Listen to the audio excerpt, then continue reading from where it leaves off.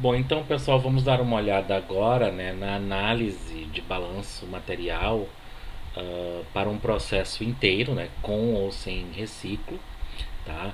Então vamos dar uma olhada na modelagem e na simulação. A gente focou previamente, né, no balanço material sem reação química e no balanço material com reação química, tá? Agora nós vamos olhar como é que esses balanços interagem entre si para a construção do meu modelo, tá? Então esse material encontra-se disponível no material complementar da disciplina. Então vamos considerar aqui, tá, esse processo genérico, onde eu tenho então um fluxograma simplificado com as correntes numeradas. Então, por exemplo, eu tenho um processo A dando B. Então observe que eu tenho um ponto aqui, um modificador de corrente que é um split, né? Ou um ponto de mistura, na verdade, tá? Onde eu misturo o reciclo com a carga, né, fresca, gerando então a carga que de fato entra no reator, tá? A corrente que sai do reator, né, isso vai para um separador, onde pelo topo eu tenho então tudo é recirculado e pelo fundo eu tenho então a saída de produto, tá? Aqui é um processo genérico, tá? Bastante simplificado com a etapa de reação e de separação. Então, por exemplo, aqui, digamos que eu tenho um processo, né, hipotético de produção de amônia a partir de nitrogênio e hidrogênio. Então, eu tenho uma carga, tá? Minha corrente de alimentação. Essa corrente ela passa por uma etapa de compressão, tá? E então segue para o reator, onde ocorre a reação. O que sai da reação aqui segue então para um separador, tá? Que é um trocador de calor aqui, porque a amônia ela é condensável e hidrogênio e nitrogênio não. Então eu tenho então essas correntes de gás que saem pelo topo, né? São mais leves e saem por cima do equipamento, e nós temos então a corrente de amônia que sai pelo fundo. Aqui um processo bastante simplificado sem a presença de reciclo. Obviamente que seria um desperdício, né? Eu tipo, enviar para queima isso daqui. Então o que é feito normalmente é o reciclo do processo. Então aqui, por exemplo, um processo, né, mais próximo do real, né, a corrente de topo aqui do meu separador, né, então ele segue para o reciclo, gerando então, né, a carga combinada, né. Aqui no caso eu fiz a mistura antes da compressão. Essa mistura segue para o compressor e então para o reciclo. Então assim, quando a gente está analisando esses processos, né, a gente, né, pode analisar, né, as equações de balanço individualmente para cada equipamento, em cada ponto onde eu tenho uma modificação da corrente, né? Então, por exemplo, aqui é um equipamento, aqui é um equipamento, né? Aqui também, mas eu tenho, por exemplo, um misturador que não é necessariamente um equipamento, mas é um ponto em que eu preciso fazer os balanços ali, porque ocorre modificação das correntes, tá? Então vamos considerar esse outro processo genérico aqui, a reação, né, A mais B dando C. Então nesse processo eu também tenho reciclo. Muitas vezes, né, aqui eu ilustrei sempre o reciclo por cima, tá? Isso não é necessariamente, né, uma regra, tá? Depende por onde sai o meu material que não reagiu, tá? E o meu produto, tá? Usualmente no fluxograma a gente representa fases mais leves, né, saindo pelo topo do separador, e fases mais pesadas, né, saindo pelo fundo. Então, aqui a corrente de topo ela é então, né, parcialmente recirculada, porque parte dessa corrente ela é descartada, tá? Então isso pode ser descartada de alguma maneira, enviada para a atmosfera, se a legislação permitir, ou enviada para queima, né? Então, na verdade, isso aqui, a presença da purga, né, é um mal necessário para evitar o acúmulo de inertes no sistema. Então, assim, eu preciso descartar, né, uma pequena quantidade para garantir o funcionamento, né, do meu processo, tá? Então, o que que acontece, né? Quando eu tenho a presença de reciclo, ao fazer o balanço, por exemplo, aqui nesse misturador, digamos que eu conheça a carga que eu estou processando, tá? No meu projeto. Então, assim, nesse caso, né, para determinar o que está entrando no reator, eu preciso conhecer o que está saindo lá no separador no final, tá? Que é algo que eu não conheço, porque eu só conheço depois que eu calculo que sai do reator, o que entra no separador. Então a presença do reciclo, né, faz com que minhas equações de balanço material elas fiquem conectadas, gerando, né, uma dificuldade um pouco maior para resolver essas equações, né, elas necessitam ser resolvidas de forma simultânea, né. Quando não há o reciclo, né? Então eu conheço a entrada, eu posso, então, não tendo esse ponto de reciclo, né? Então, o que tem um está na corrente 2 e aí faço o balanço material no reator. Uma vez feito o balanço no reator, eu faço o balanço no separador. Então, observe que eu posso tratar, né, de uma maneira muito mais fácil, porque eu posso resolver uma etapa, né, pegar os resultados dessa resolução e então, né, aplicar na etapa seguinte até o final do processo. Então, quando não há reciclo, né, a minha tarefa de resolver todos os balanços ela fica bastante facilitada. De uma maneira geral, né, com a presença de reciclo, né, ou utilizando o auxílio de uma ferramenta computacional, né, esse conjunto de equações ele pode ser resolvido simultaneamente, tá? E aí eu determino, né, todas as minhas vazões passando em todas as correntes. Tá? O importante é que a gente faça uma análise de consistência, ou seja, verifique, né, se eu tenho equações graus de liberdade igual a zero, né, como uma condição necessária, né, mas não suficiente para que tenha solução, tá? Então eu preciso fazer essa análise de consistência, né, para, né, o meu modelo, né, ser candidato a ter uma solução. Então, olha só, então a gente, né, vamos considerar aqui, por enquanto, só o balanço material, tá? Então, assim, as minhas variáveis aqui, né, para identificar tudo que está passando em cada corrente, é a vazão molar de cada componente. Então, digamos que eu tenho aqui I, o set de correntes, né, o conjunto de correntes, e J, o conjunto de componentes que eu tenho no meu processo, tá? Então, assim, as variáveis do meu modelo são a vazão molar, né, para o balanço material de cada componente, né, J, em cada corrente I. Tá? Então, eu vou ter um número de vazões. Além disso, podem acontecer, né, surgir no meu modelo aqui, algumas variáveis auxiliares ou definições, como a conversão, como a fração de split, né, como a razão de reciclo. Então, isso são definições, né, relações entre vazões que então eu preciso, caso eu trabalhe com essas grandezas, eu preciso das suas definições, tá? Então as equações que eu tenho disponíveis, né, para o meu modelo, né, são os balanços materiais por componente em cada, né, modificador de corrente, né, em cada dispositivo ali, no misturador, no separador, no equipamento, tá? E outras equações constitutivas que são por exemplo, a definição de conversão, a definição de razão de reciclo, tá? Então entra a variável conversão, mas entra a sua definição como uma equação constitutiva do meu modelo. Tá? Então, assim, né, como eu já mencionei, uma condição necessária, mas não suficiente, né, para que o modelo admita a solução, é que o número de equações seja igual ao número de incógnitas. Então, assim, né, se eu tiver por exemplo, 1 grau de liberdade, isso significa que eu preciso, né, de uma especificação adicional para que o meu modelo seja consistente, ou seja, né, ele então possa passar para a etapa de resolução, onde eu vou verificar se o meu sistema, né, tem solução. Tá? Ter graus de liberdade igual a zero não significa que o sistema tem solução, tá? Pode ser que as minhas especificações sejam, né, de tal forma que eu não tenha uma solução, né, fisicamente possível. Tá? Então, assim, vamos considerar esse processo aqui, tá? Então é interessante que vocês olhem o equacionamento confrontando com a figura, tá? Então aqui observe que eu tenho um total de 7 correntes, tá? Então as correntes ali de 1 a 7, né? E eu tenho um total de 3 componentes participando do processo. Obviamente que isso é um processo pequeno, né? Um processo de brinquedo, né? Meramente hipotético, para que a gente possa aplicar esses conceitos, né?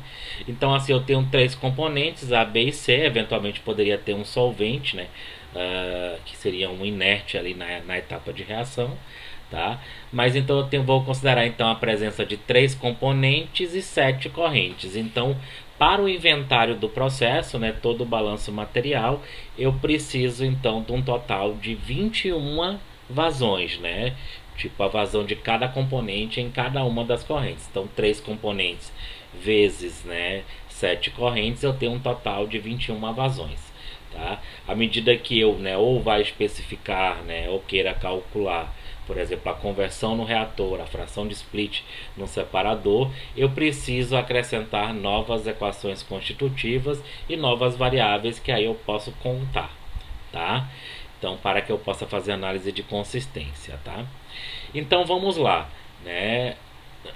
Vamos fazer primeiro, a gente pode ir seguindo, né, um fluxo, né? Então eu tenho um misturador, observe aqui, eu tenho um balanço material no misturador, tá, sem reação química para cada componente. Então eu tenho aqui componentes A, B e C, um total de 3 equações. No reator, né, o que acontece? Eu então faço um balanço material em termos de extensão, tá, um balanço macro. Tá? Então, nesse caso aqui, eu também tenho 3 equações, mas observe que devido à reação eu acrescentei uma variável adicional, tá? E então esse valor, esse alfa é uma variável que eu adiciono ao meu modelo. E aqui é os coeficientes estequiométricos que vêm da reação que eu estou trabalhando ali. Então, no separador, tá, eu vou acrescentar aqui, né, nesse caso aqui eu vou considerar as frações de split, tá? Então, observe aqui que eu teria então essas equações são as equações de definição da fração de split, tá? Split para o topo, então o que sai por cima, né, em relação ao que entrou do componente.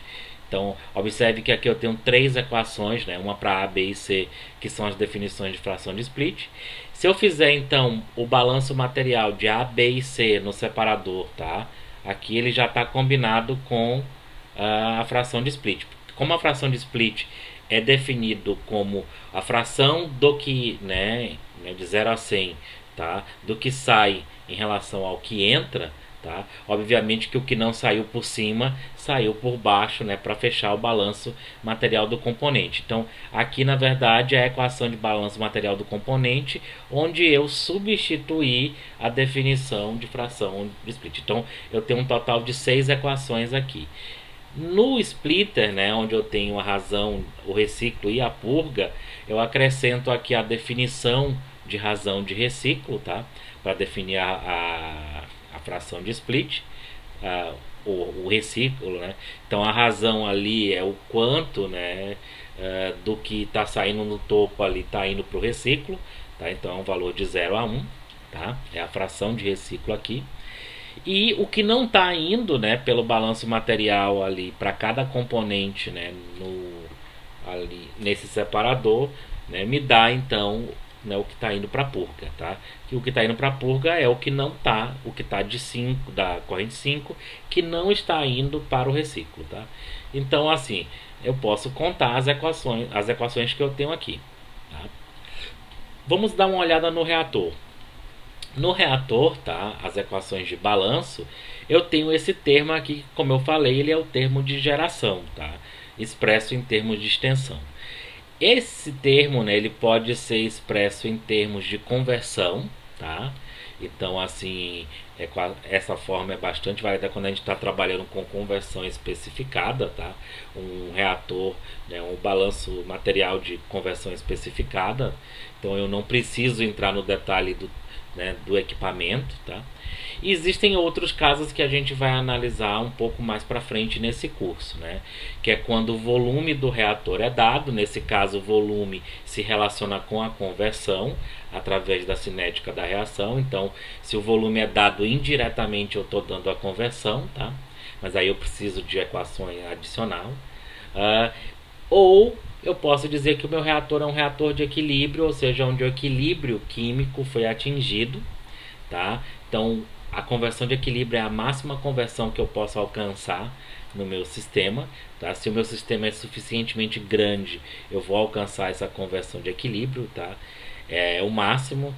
No entanto, essa conversão de equilíbrio ela depende das condições de operação, então ele pode ser alterado, esse equilíbrio, tá? Mas indiretamente eu dou a conversão, né, a partir que eu posso determinar a partir da constante de equilíbrio, que aí eu preciso saber como é que eu estimo. Isso também a gente vai ver lá para frente. Vamos trabalhar inicialmente com um caso mais simples, onde a variável xa ela é especificada, tá? Então nesse caso eu posso expressar esse termo de geração em função de xa ou em função de alfa e então calcular xa, né? Então, assim, eu com xa calcular alfa, então calcular as equações de balanço. Como eu preferir, se eu quiser usar a variável auxiliar, né, alfa ou não, tá? No separador, então, eu tenho essas equações, tá? Então, aqui, né, esse φ j aqui é a fração, né, de split, né, de separação ou de recuperação do componente, tá? Então, isso depende da dimensão do equipamento. Então, nesse momento inicial, eu não estou entrando no detalhe do equipamento. Então, eu estou simplesmente, né, fornecendo a fração de split que eu quero que ele tenha. Eu preciso calcular, né, o tamanho do equipamento para que ocorra essa separação, tá? E nem sempre, né, eu consigo obter, né, exatamente quando eu tenho uma mistura com vários componentes ali, tá? Mas numa modelagem simplificada eu posso especificar a fração para cada componente sem me preocupar se isso é alcançável ou não, tá? Então, assim, se eu especificar que φA, né, igual a 1, isso significa, né, que eu tenho uma separação perfeita, ou seja, todo A é recuperado no topo, tá? Bom, se eu associar que a recuperação de B no topo é igual a zero, tá? Ou de C no topo é igual a zero, então eu teria a separação perfeita. Né? Usualmente a gente não faz esse tipo de especificação tão, né, radical, porque esse tipo de separação, né, ou vai levar a um equipamento, né, muito grande, muitas vezes ela não é viável, tecnicamente falando, mas pode levar a um equipamento muito grande ou um consumo de energia na operação, né, muito elevado. Então, assim, quando a gente for para a parte de análise econômica, né, então esse processo ele não vai adiante, né, esse projeto, porque ele não vai ser viável do ponto de vista econômico, tá? O reciclo, né, tem como objetivo prático, né, reutilizar, né, o material que não reagiu, tá?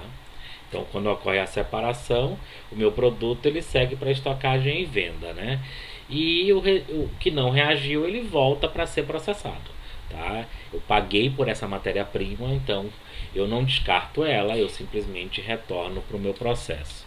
A purga é uma questão de operação, né? Simplesmente para garantir que o meu sistema, né, não pare, né, não deixe de operar. Então, o que acontece é eu preciso, né, dessa purga se houver presença de inerte, normalmente há, tá?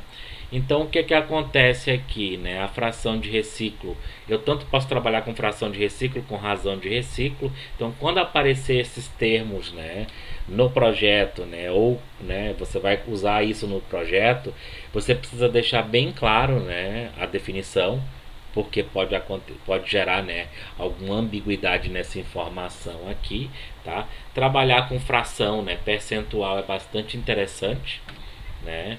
Porque daí os valores variam de 0 a 1, então eu consigo ter um sentimento se o valor é alto ou baixo. Então agora, fazendo uma análise de consistência, vamos analisar todas as variáveis, tá? Vamos chamar a variável NIJ como a vazão, né, na corrente do composto, né, componente J. Então eu tenho um total de 21, tá? Variáveis. Mas no reator aparece, né, nas equações de balanço a variável auxiliar alfa, e no separador, desculpe, tem as frações de split para cada componente, então um total de 3, e R aqui que é a minha razão de reciclo. Se eu fornecer valores para essas grandezas, eu posso então substituir os valores delas nas equações e não contar elas como variáveis do meu modelo, tá? Então, assim, eu estou contando aqui para ser bem genérico. Então, observe que para um processinho desse simples, né, eu tenho um total de 26 variáveis, tá? Quais são as equações que eu tenho, tá? Então, 3 balanços no misturador, que é, né, do reciclo, 3 balanços materiais no reator, 6, né, 3 balanços, né, mas no total de 6 expressões no separador, tá? Assim como eu tenho no separador ali, né, do reagente com o produto, tá? E mais 6 expressões no splitter, tá? Então o que que acontece? Eu tenho um total de 18 equações e 26 variáveis. Então, se eu subtrair o número de variáveis pelo número de equações, eu tenho então um total de 8. Isso significa que eu preciso, né, para ter, né, como condição necessária, né, para tentar resolver esse modelo, né, é especificar, né, 8 variáveis, né, ou fornecer 8 especificações. Observe que, né, eu normalmente no projeto realizo algumas especificações, né, como por exemplo qualidade do meu produto, conversão que eu vou trabalhar no meu reator, né, posso, né, especificar a fração de split ou fração, né, molar, mássica de um componente numa corrente de produto. Então, assim, são especificações, né? Geralmente no meu projeto eu especifico quanto que eu quero produzir, tá? Então eu especifico a vazão lá no final, tá? Uma forma mais fácil de efetuar o cálculo é especificar o quanto que eu vou processar, ou seja, quanto que eu estou entrando de matéria-prima. Faço todos os cálculos para chegar, né, no quanto que eu estou produzindo. E depois eu posso, a partir de uma proporção, né, digamos, fazer esse cálculo, né? Digamos que eu entrei uma quantidade de matéria-prima, saiu uma quantidade de produto, essa proporção ela vai ser mantida. Eu quero depois obter, na verdade, uma quantidade de produto, eu vejo quanto que eu preciso de matéria-prima, né? Normalmente, muitos de vocês vão ficar tentadíssimos de fazer essa correção, né, utilizando regras de 3, por exemplo. Então, assim, se for facilitar a sua vida, né, e se no caso de especificação de saída, né, você pode especificar a entrada e depois, né, escalonar o seu sistema, né, fazendo essa proporção ali, tá? Então, assim, vamos considerar um caso bem simples e trivial, tá? Eu especifico tudo que está entrando. Então, vou voltar aqui no meu fluxograma, tá? Eu vou especificar toda a carga, tá? Então, quanto que eu tenho de A, de B e de C na carga aqui. Posso ter já algum B, algum C aqui, tá? Não apenas A. Depois eu posso especificar, né, a conversão no reator. Opa, voltar aqui. Posso especificar a conversão ou, né, com a conversão eu calculo o alfa, então eu teria uma variável e uma equação adicional, tá? Mas assim, indiretamente, né, especificando a conversão, eu estou especificando o alfa. E depois eu posso especificar, por exemplo, a fração de reciclo, né, que eu quero trabalhar, tá? E por fim eu especifico então a fração de separação dos 3 componentes. Observe que se eu especificar, né, a corrente de entrada, conversão no reator, né, fração de reciclo, tá, e fração de split de cada componente, eu tenho então um total de 8 especificações. Automaticamente, né, o meu processo ele encontra-se especificado. Ao fazer essa especificação aqui, eu preciso estar consciente, né, das grandezas que eu estou especificando e especificar dentro da faixa de validade, tá? Então, por exemplo, eu nunca vou poder especificar uma conversão, né, negativa ou uma conversão acima de 100%. Tá? O que, que vai acontecer? Eu vou lá tentar resolver o meu modelo, eventualmente ele tem solução, só que vai dar uma vazão negativa, tá? Então assim que não teria sentido, tá? As vazões aqui são todas grandezas positivas ou zero, tá? Então assim, é importante, né, que a gente, antes de partir para uma ferramenta computacional, a gente então, né, conte, né, as equações que eu posso, né, colocar ali, tá? Quando eu faço os meus balanços, né, mais um detalhe aqui, por exemplo, vamos analisar esse sem reciclo. Quando eu faço o balanço aqui, eu vou ter então duas equações, né? 3 equações para 3 componentes. Quando eu faço aqui, eu vou ter mais 3 equações que são 3 balanços. Eventualmente eu posso traçar uma envoltória, né, pegando esses 2 equipamentos, tá? E realizando esses 2 balanços. Mas quando eu faço isso, tá? Tipo, uma maneira genérica aqui, né? Faço 3 balanças aqui, 3 balanças aqui, 3 balanças aqui, tá? Então teria um total de 9 equações de balanço. Posso eventualmente, né, traçar uma envoltória global e fazer um balanço global. Nesse caso, a equação global, tá? Eu teria então, se eu vou colocar no meu modelo essa equação de balanço global, eu então teria que substituir uma das equações de balanço, tá? Então, assim, qual eu tiro, tanto faz. Tá? Geralmente a gente vai fazer essa escolha tentando facilitar a resolução do meu modelo. Aí quando é que eu vou usar o balanço global? Tá? Digamos que eu saiba quanto que está saindo aqui, né, na corrente 5 e na corrente 4. Tá? Então com o balanço global eu posso determinar imediatamente, né, a minha corrente de carga. Tá? Então assim é uma maneira de facilitar. Tá? Mas de maneira geral, né, pense para contar as equações, pense então em cada ponto onde você tem que fazer o balanço e quantas equações de balanço você pode escrever. Tá? Depois, se aparece alguma grandeza como conversão, fração de split, razão de reciclo, essas grandezas precisam ser contadas como variáveis, mas as suas definições entram no modelo também como equação. Então isso não altera o número de graus de liberdade ali. Tá? E aí eu preciso ver quantas variáveis eu preciso especificar. Dependendo das especificações, né, o modelo ele pode ser mais fácil ou mais difícil de resolver. É importante, né, que o engenheiro desenvolva, né, essa modelagem de forma sistemática, porque para cada situação eu posso ter uma especificação diferente. Assim, então você tem que desenvolver um modo de resolver, tá? Ao invés de tentar, digamos, simplesmente aplicar fórmulas. Ou seja, eu escrevo as equações e aí conforme o que é especificado eu vejo, por exemplo, dessa equação eu posso resolver, né, tirar essa variável e então substituir na outra.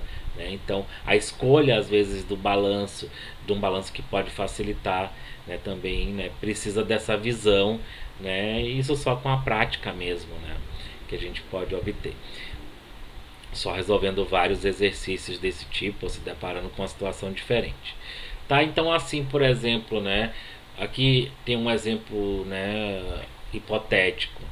Eu tenho esse processo ali, né, aqui eu troquei a reação A mais B dando C, tá?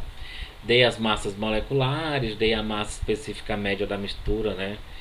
Conversão no reator 70%, separação perfeita de todo C, então assim, né, todo C sai pelo fundo, A e B sai pelo topo, tá? E 100% de reciclo, ou seja, não tem purga. Então a gente poderia, né, equacionar, né, todo esse modelo, tá? Então considerando esse processo aqui, tá? Esse fluxograma. E aí então eu poderia, né, tentar resolver esse modelo. Então o que, que vai acontecer, tá? Eu vou apresentar para vocês, né? Aqui eu tenho um segundo exemplo, eu só troquei que ao invés de fornecer a conversão, eu tenho uma conversão de equilíbrio, tá? E aqui, por exemplo, uma outra reação ali, onde eu tenho uma reação para produção de amônia, tá? Onde eu dou a conversão no reator, separação perfeita, razão de reciclo, e eu também posso fazer esse equacionamento. Então o que, que vai acontecer, né? Eu vou, na verdade, apresentar para vocês, né, um desses exemplos, né, e vou utilizar a ferramenta, né, Excel. Né? Poderia utilizar qualquer ferramenta computacional onde eu possa inserir as equações do meu modelo, tá? Vou usar Excel devido, né, ao fato de que essa é uma ferramenta, né, bastante utilizada, né, né, todo mundo praticamente tem ou já mexeu, especialmente se você trabalha com engenharia, tá? Como eu falei, nessa disciplina, né, nosso foco não é utilizar um simulador, tá? Mas entender um pouco o que está por trás do simulador, tá?